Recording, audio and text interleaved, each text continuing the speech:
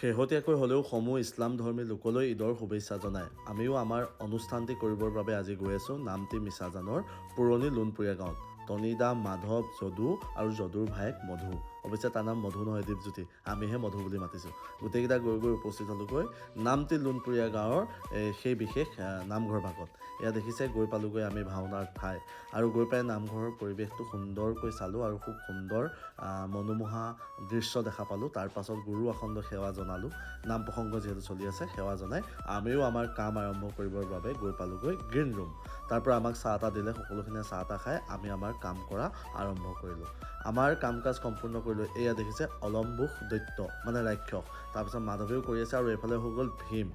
তাৰ পাছত আৰু আমাৰ তনিদাহঁতৰ গোপন আলোচনাবোৰতো থাকেই। এইফালে বাসুকী আৰু তক্ষক। আমাৰ তনিদাহঁতৰ আকৌ হাঁহি ধেমালি গোপন আলোচনাবোৰ চলি আছে মাজে মাজে। তাৰ পৰা ভাওনাত আজি বহু দিনৰ মূৰত মৃদঙীয়া চাপৰত ভাওনা সুৰ সঞ্চাৰ শুনিলোঁ আৰু কিবা এটা ভাল লাগিলে। বহুত দিনৰ মূৰত পুৰণা বস্তুবোৰ শুনিলে কিবা ভাল লাগি যায়। এইফালে বৰবৰিক ওলাই আছে। তাৰপিছত ভাওনা সামৰি আমি খোৱা বোৱাত লাগিলোঁ। খোৱা বোৱাটো যি কি নহওক মেইনেই নহয় জানো। তেনেকৈ খাই বৈ সকলোখিনি ওলাই আহিলোঁ ভাওনাৰ ঠাইৰ পৰা।